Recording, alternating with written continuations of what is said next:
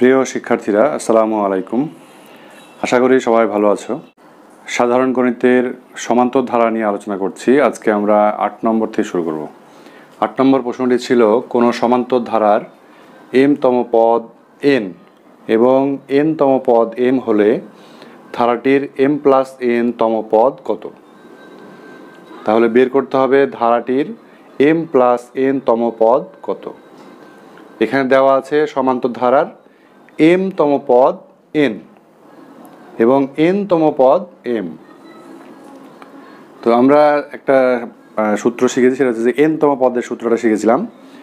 তো সেটা হচ্ছে সাধারণ কি যে n এর ক্ষেত্রে যে n-তম পদ আমরা জানতাম যে a+n-1 × d। তো এখানে সমান্তর ধারার m-তম পদের কথা বলা হচ্ছে, m-তম পদ। তাহলে আমরা m-তম পদ বের করব, সেটা ইকুয়াল টু লিখতে পারবো n, যেটা বলছে m-তম পদ n। তাহলে m-তম পদ আমরা সূত্র অনুযায়ী লিখে সেটা ইকুয়াল টু n দিতে পারবো। আবার এটা আমরা একটা সমীকরণ নাম দিতে পারি। এরপরে আবার n-তম পদ লিখে সেটা ইকুয়াল টু m লিখতে পারবো। তাহলে এই যে দুটো সমীকরণ পেলাম। এরপরে আমাদেরকে বের করতে হবে ধারাটির m+n-তম পদ। তো যদি আমরা n-তম পদের যে সূত্রটা জানি, যে n-তম পদ a+n-1 × d। তো এখন যততম পদই বের করতে বলুক, সেটা কিন্তু সহজে বের করা যাবে। n এর জায়গাতে আমরা যদি m-তম পদ বের করতে চাই তাহলে a+m-1 × d। এরপরে যদি আমরা p-তম পদ বের করতে চাই তাহলে a+p-1 × d। তো এখানে m+n-তম পদ বের করতে বলেছে, সেক্ষেত্রে m+n-তম পদ হবে এই যে n এর জায়গাতে m হচ্ছে এবং p হচ্ছে, সেই জায়গাতেই কি হবে m+n-1 × d। তো এটা হচ্ছে m+n-তম পদ। কিন্তু এখানে আমাদের এখানে আমরা যদি কোনো মান বের করতে পারি, যেহেতু আরও দুইটা তথ্য দেওয়া আছে, সেখান থেকে যদি আমরা d এর মান বের করতে পারি, সেই মানটা যদি আমরা এখানে বসিয়ে দেই, অর্থাৎ ওইখান থেকে আমরা কিছু একটা বের করে যদি এখানে বসাতে পারি, সেটাই হবে সবচাইতে সঠিক অ্যান্সার। কিন্তু আপাতত আমরা m+n-তম পদ এটাই হয়। তো এখন আমি সুন্দরভাবে জিনিসটা দেখাবো যে কীভাবে সমাধান করতে হবে। প্রাথমিক একটা আলোচনা করলাম। তো এখানে সমান্তর ধারার m-তম পদ n, তাহলে আমরা লিখতে পারি তাহলে যে m-তম পদ সমান সূত্র অনুযায়ী a+m-1 × d। এটা যদি হয় তাহলে আমরা কি লিখতে পারি? অতএব এই যে বলেছে m-তম পদ n, তাহলে m-তম পদ হচ্ছে এইটা, তাহলে এইটা ইকুয়ালটা আমরা লিখতে পারবো যে a+m-1 × d equal to n। ঠিক আছে, m-তম পদ হচ্ছে এইটা। এখন এখানে বলেছে m-তম পদ n, অর্থাৎ m-তম পদ যেটা সেটা ইকুয়াল টু n। তাহলে যে m-তম পদ এটা ইকুয়াল টু n। তো এখানে এটা আমরা 1 নম্বর সমীকরণ দিতে পারি, অথবা এখানে আরেকটা লাইন করে নেওয়া যায়, সেটা না করলে হবে। এটা 1 নম্বর সমীকরণ দিলাম। তাহলে এখানে একটা তথ্য গেল। আরেকটা তথ্য হচ্ছে n-তম পদ m। তাহলে n-তম পদ হবে n-তম পদ সমান, এটা তো আর কি মেন সূত্রের মতোই, a+n-1 × d। তাহলে অতএব আমরা কি লিখতে পারবো? বলেছে n-তম পদ হবে m। তাহলে n-তম পদ এটা, অর্থাৎ এটা equal to a+n-1 × d equal to কি বলছে? n-তম পদ m। তাহলে হবে m। এটা 2 নম্বর সমীকরণ দিলাম। তাহলে আমরা প্রথমে দেখিয়েছি যে m+n-তম পদ বের করতে হবে, সেক্ষেত্রে আমরা দেখিয়েছি সেটা কত হয়। তো এই যে দুটো সমীকরণ পেলাম, এখান থেকে আমরা চেষ্টা করব যে d এর মান কত হয়। এই দুইটার থেকে d এর মান কত হয় সেটা বের করব। তো আমরা যদি একটাতে একটা বিয়োগ করি তাহলে a কেটে যায়, তাহলে আমরা এখান থেকে d এর মানটা পাবো। তো আমরা যদি বিয়োগ করি, যদি আমরা 1 নম্বর থেকে 2 নম্বর বিয়োগ করি, 1 নং সমীকরণ বিয়োগ 2 নং, 1 নং বিয়োগ 2 নং থেকে পাই, তাহলে এই সমীকরণের বাম পক্ষ থেকে এই সমীকরণের বাম পক্ষ বিয়োগ করব, এই সমীকরণের ডান পক্ষ থেকে এই সমীকরণের ডান পক্ষ বিয়োগ করব। তাহলে এটা বাম পক্ষ আছে a plus M minus one into d, এটা বাম পক্ষ, তাহলে মাইনাস এবার এইটা a plus N minus one into d. তো এক্ষেত্রে এটাকে আমরা একটু সেকেন্ড ব্র্যাকেট দিয়ে ঘিরে দিতে পারি, ইকুয়াল টু, তাহলে এইটা ডান পক্ষে ছিল এন মাইনাস এই ডান পক্ষে এম। ঠিক আছে, একটা সমীকরণ থেকে একটা সমীকরণ বিয়োগ করা বলতে বাম পক্ষ থেকে বাম পক্ষ বিয়োগ, ডান পক্ষ থেকে ডান পক্ষ বিয়োগ। তখন এই জায়গাটা দেখব কি হয়। তো এখানে প্রাথমিক আমরা এটা গুণ করে দেবো ডি এর সাথে, এ প্লাস এখানে কী হবে এম ডি মাইনাস ডি। এরপর আমরা এই জায়গাটাকে ভিতরটাকে গুণ করে দিই, ফার্স্ট ব্র্যাকেট রাখি, a plus n d minus d equal to n minus m. তাহলে এখন আমরা এই ব্র্যাকেটটা উঠিয়ে দেবো, a plus m D minus d minus a, হ্যাঁ মাইনাসে প্লাসে মাইনাস এবং মাইনাসে প্লাসে মাইনাস এন ডি মাইনাসে plus d equal to n minus m. এখন দেখা যাচ্ছে এই যে প্লাস এ মাইনাস এ কেটে যাবে এবং এখানে দেখা যাচ্ছে প্লাস ডি এবং এই মাইনাস ডি কেটে যায়, ডি এখন আছে, এখানে ডি আছে। তো সেক্ষেত্রে আমরা এই জায়গাতে ডি কমন নিতে পারি। ডি কমন নিলে কী হয়, আচ্ছা একটা লাইন বাড়িয়ে দিই, M D minus N D, এখানে কেটে যাওয়ার পরে এটাই থাকে, এখানে এম ডি থাকে আর এই যে এটা এন ডি, এটা চিহ্ন মাইনাস, ইকুয়াল টু ডান পাশে আছে এন মাইনাস এম। তাহলে এই জায়গায় যদি আমরা ডি কমন নেই, ডি কমন নিলে এখানে এম থাকে, এ মাইনাস, আর এখানে কি থাকে এন থাকে, ডান পাশে আছে এন মাইনাস এম। এখন যদি আমরা যেহেতু ডি এর মান বের করতে চাচ্ছি, তাহলে ডিকে রেখে এটা পার করে দিতে হবে, তাহলে ডান পাশে আছে এন মাইনাস এম, তো এটা গুণ হয়ে আছে, এটা ডান পাশে এসে ভাগ হয়ে যাবে, এম মাইনাস এন এখানে এসে ভাগ হয়ে গেল। তো এখন দেখা যাচ্ছে যে এটা কাটা যাবে না, কারণ এটা উল্টা মনে হচ্ছে, এন মাইনাস এম আর এটা এম মাইনাস এন। তো এক্ষেত্রে আমরা যদি যে কোনো এক জায়গায় মাইনাস কমন নেই, তাহলে কিন্তু এটা পরিবর্তন হয়ে যাবে, হ্যাঁ এমটা সামনে আসবে, এনটা পরে যাবে, অর্থাৎ মাইনাস এমটা প্লাস এম হয়ে যাবে, প্লাস এনটা মাইনাস এন হয়ে যাবে। আবার আমরা নিচেরটাও পরিবর্তন করতে পারি। তো সেক্ষেত্রে এখানে ডি ইকুয়াল টু, যদি আমরা এন মাইনাস এম আর নিচে যদি মাইনাস কমন নেই, মাইনাস কমন নিলে কী হবে, তাহলে এই যে মাইনাস এনটা হয়ে গেল প্লাস এন আর প্লাস এমটা হয়ে গেল মাইনাস এন। তাহলে এখন দেখা যাচ্ছে যে উপরে এন মাইনাস এম, নিচেও এন মাইনাস এম হয়ে গেছে। আমরা যে মাইনাস কমন নিলাম, একটা মাইনাস নিয়ে যদি ব্র্যাকেট দেওয়া হয়, তাহলে ওই পরেরটা আগে এবং আগেরটা পরে চলে যায়।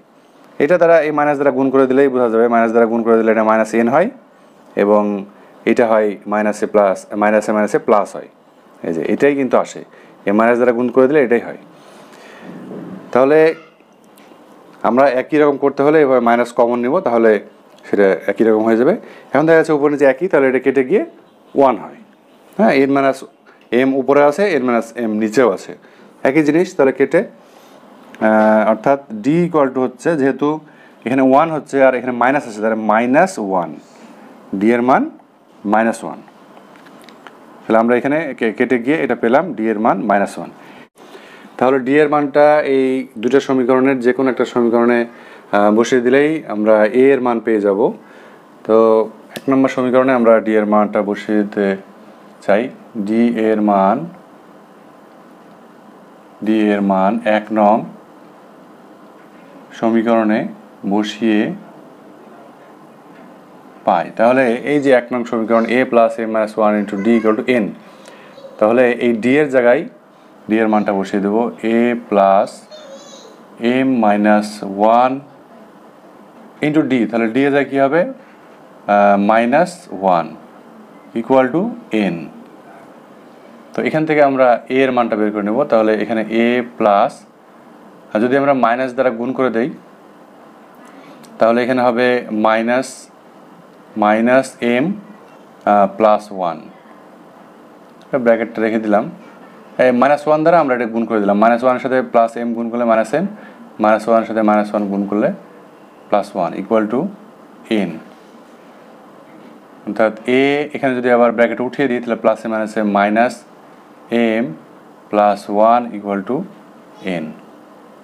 তাহলে এর মান দরকার, তাহলে একে রেখে এটা পার করে দিতে হবে, ইকুয়াল টু n, এটা n, তাহলে মাইনাস এম এ পাশে এসে হবে প্লাস এম, আর প্লাস 1 হবে মাইনাস 1।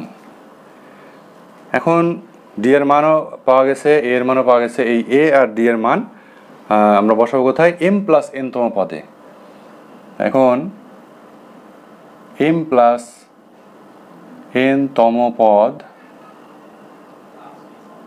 সমান, তাহলে হবে a plus m plus N minus 1 into D. তাহলে এই ডি এবং এ এর মান এখানে বসিয়ে দিলেই, তাহলে এর মান কত পেয়েছি? এর মান পেয়েছি N plus M minus 1, N plus M minus 1 plus এখানে আছে M plus N minus 1 into minus 1, D এর মান মাইনাস 1। তাহলে এই জায়গাটা আমাদেরকে গুণ করে দিতে হবে, দুটা ব্র্যাকেট আছে, আর এখানে N plus M minus 1 plus এটা গুণ করে দিলে এটা হবে মাইনাস এম, এটা হবে মাইনাস এন, এটা হবে প্লাস 1। এখন যদি আমরা ব্র্যাকেট উঠিয়ে দিই, এন প্লাস এম মাইনাস 1, এখানে ব্র্যাকেট উঠিয়ে দিলে minus M minus N plus 1। ব্র্যাকেটের আগে যেহেতু প্লাস আছে তাহলে চিহ্ন পরিবর্তন হবে না, ব্র্যাকেটের আগে যদি মাইনাস থাকতো চিহ্ন পরিবর্তন হয়ে যেত। তো এখন দেখা যাচ্ছে যে প্লাস এন, এটা মাইনাস এন, এটা প্লাস এম, এটা মাইনাস এম, এবং মাইনাস 1 প্লাস 1। তাহলে এখানে সবই কেটে যাচ্ছে, অর্থাৎ এটা 0। তাহলে প্রশ্নে দেওয়া ছিল এম তম পদ এন এবং এন তম পদ এম। তাহলে এই এম তম পদ এন, এখান থেকে আমরা একটা সমীকরণ পেয়েছি, আমরা জানি এম তম পদ হবে plus M minus 1 into D, তাহলে সেটা একটু এন, এখানে একটা সমীকরণ পেয়েছি। আর এটা অনুযায়ী এন তম পদ এগুলো এম, এখানে একটা সমীকরণ পেয়েছি। এই দুইটা সমীকরণ থেকে আমরা, যেহেতু এখানে এম প্লাস এন তম পদ যখন আমরা বের করবো সেখানে এ এবং ডি আছে, এই দুইটা মান আমাদেরকে এখান থেকে বের করে নিতে হবে। একটা থেকে একটা বিয়োগ করলে আমরা এখানে পেয়েছি ডি এর মান, এবং এই ডি এর মানটা এই 1 নং অথবা 2 নং যে কোনো একটা সমীকরণে বসিয়ে দিলেই এ এর মান পাওয়া যাবে। এবার এ এবং ডি এর মান যদি এম প্লাস এন তম পদের এখানে বসিয়ে দেওয়া যায় তাহলে এটা আসছে 0 বা 0, তাহলে এটা হবে অ্যান্সার। এরপর আমরা 9 নম্বর সমাধান করব। 9 নম্বরে দেখা যাচ্ছে 1 + 3 + 5 + 7 প্লাস ডট ডট ডট ধারাটির এন পদের সমষ্টি কত? তাহলে প্রশ্ন আবার পড়ি। দেখা যাচ্ছে এগুলো বিজোড় সংখ্যা, 1 3 5 7 বিজোড় সংখ্যার সমষ্টি কতদূর পর্যন্ত? এন পদের সমষ্টি কত? তাহলে আমরা প্রথম পর্বে যে এটা আলোচনা করেছিলাম, যে এ ধরনের একটা আলোচনা ছিল যে বিজোড় সংখ্যার সমষ্টির সূত্র আমরা বলেছিলাম যে যতটা পদ হবে, এ ধরনের বিজোড় সংখ্যা যদি হয়, যতটা পদ হবে তত সংখ্যার উপর স্কোয়ার করলেই সমষ্টি পাওয়া যায়। তো যেহেতু এখানে বলছে এন পদের সমষ্টি, অর্থাৎ এখানে এন সংখ্যক পদের সমষ্টি, তাহলে আমরা এটা সূত্রই জানি, সেই হিসেবে এন স্কোয়ার হয় বিজোড় সংখ্যার ক্ষেত্রে। এটা বিজোড় সংখ্যা 1 3 5 7, বিজোড় সংখ্যার যোগফল যদি বের করতে বলে, 3টা হতে পারে, 5টা হতে পারে, 10টা হতে পারে, যতটা সংখ্যার সমষ্টি হবে, যদি 20টা সংখ্যার সমষ্টি বের করতে বলে তাহলে 20-এর উপর স্কোয়ার দিলেই হয়ে যায়। তো এখানে বলেছে এন পদের সমষ্টি, অর্থাৎ এন সংখ্যক পদের সমষ্টি, তাহলে এন স্কোয়ার। এটার অ্যান্সার যেহেতু প্রথম পর্বে আমরা আলোচনা করেছি, এটার অ্যান্সার এন স্কোয়ার হবে, বোঝা যাচ্ছে। তো সেটা আমরা এটাকে আমরা হিসাব করে দেখবো যে সেটা হয় কি না। আবার অন্যদিকে আমরা আরেকটা সূত্র জানি, যে এন সংখ্যক পদের সমষ্টি সূত্র জানি। সেই সূত্রটা হচ্ছে যে এন সংখ্যক পদের সমষ্টি হচ্ছে S N equal to N ভাগ 2 into 2a plus N minus 1 into d. এটা হচ্ছে যে এন সংখ্যক পদের সমষ্টি। তো এখানে এন পদের সমষ্টি কিন্তু বের করতে বলছে, অর্থাৎ এন সংখ্যক পদের সমষ্টি বের করতে বলছে। সেক্ষেত্রে আমাদের কী কী লাগবে?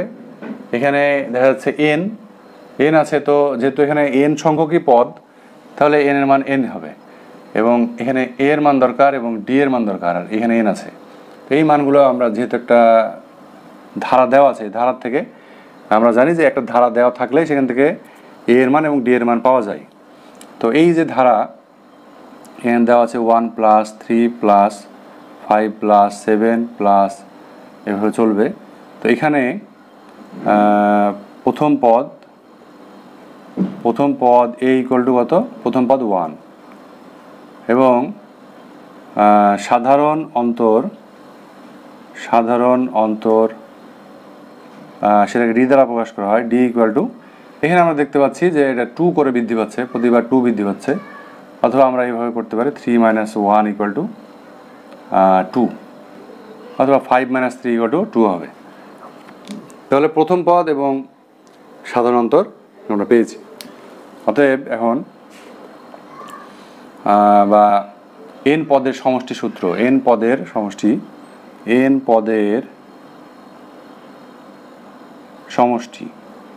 এটাই হচ্ছে এন পদের সমষ্টি। এন পদের সমষ্টি S N equal to N ভাগ 2a plus n - 1 into D. এখানে বসিয়ে দিলে হয়ে যাবে।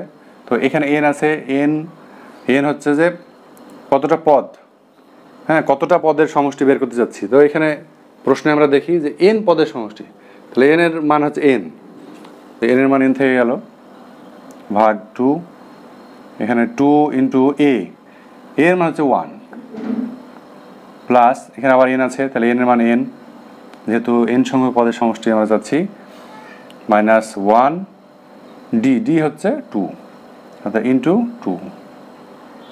তাহলে আমরা মান বসিয়ে দিলাম। এখন এখানে n/2, এখানে গুণ করলে হয় 2 প্লাস এখানে 2 এর সাথে এটা গুণ করে দিলে 2n, 2 এবং n গুণ করলে 2n, এরপর 2 এবং -1 গুণ করলে -2। তো n/2, এখানে +2 এবং -2 কেটে যায়, +2 -2 কেটে যায়, এখানে থাকে শুধুমাত্র 2n থাকে। হ্যাঁ, এখানে তো গুণ আছে, তাহলে এখানে গুণ, এখানে থাকলো শুধু 2n।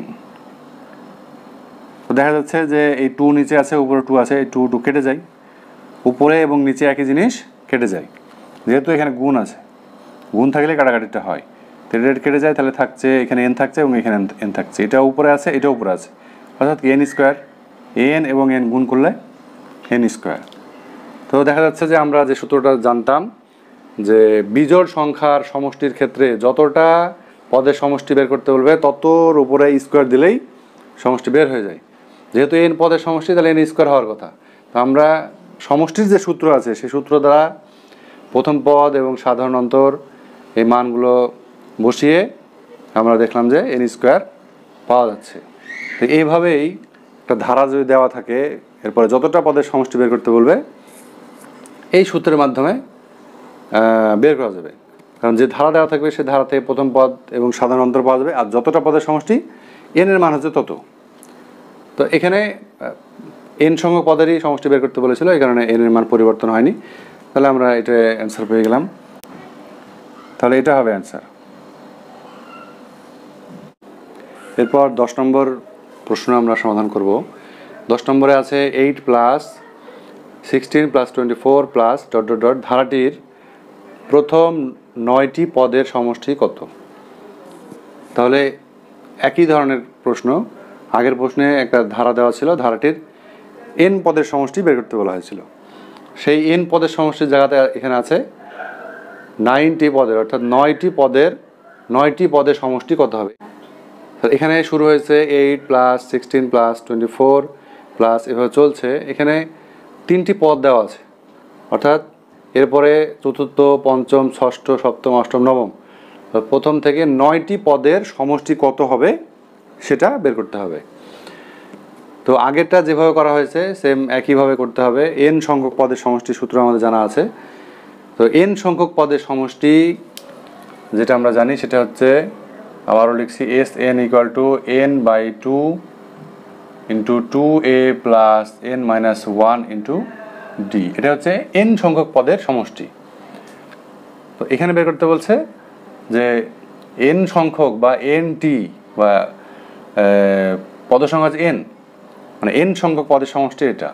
তাহলে এখানে 9টি পদের সমষ্টি, অর্থাৎ n এর জায়গায় কী হবে, এই 9 হবে। তো সেই হিসেবে আমরা এটা সমাধান করব। এখানে ধারাটি দেওয়া আছে 8 + 16 + 24 প্লাস ডট ডট ডট, এখানে প্রথম পদ, এটা বারবার লিখছি, প্রথম পদ a ইকুয়াল টু 8, আর সাধারণ অন্তর d equal to 16 minus 8 equal to 8, আর যদি 24 মাইনাস 16 হয় সেটাও 8 হবে। তো প্রথম পদ এবং সাধারণ অন্তর আমরা পেয়ে গেলাম। এখন আমরা সূত্রটা আমরা এখানে লিখেছি, অতএব এখন প্রথম 9টি পদের সমষ্টি হবে, অতএব প্রথম 9টি পদের সমষ্টি, অর্থাৎ nটি পদের সমষ্টি, n সংখ্যক পদের সমষ্টি হলে Sn হয়। তাহলে এখানে যেহেতু 9টি পদের সমষ্টি তাহলে হবে S9, ঠিক আছে, S9 ইকুয়াল টু, তাহলে n/2, তাহলে এখানে হবে হচ্ছে 9/2, এরপর 2a, তাহলে 2 ইন্টু a এর মান হচ্ছে 8 প্লাস n-1, অর্থাৎ হবে 9 মাইনাস 1 ইন্টু ডি। ডি কত? আমাদের ডি হচ্ছে 8, মান বসে দিলে এখন হিসাব করলেই 9/2, এখানে হবে 8 দুগুণে 16, এই জায়গায় বিয়োগ করলে হয় 8 ইন্টু 8, তাহলে 9/2, এটা 16 প্লাস 8 64, তাহলে 9/2, এটা যোগ করলে হয় 4 6 0 1 80, এখানে ইন্টু আছে, তাহলে এখানে এই 80কে 2 দ্বারা ভাগ করলে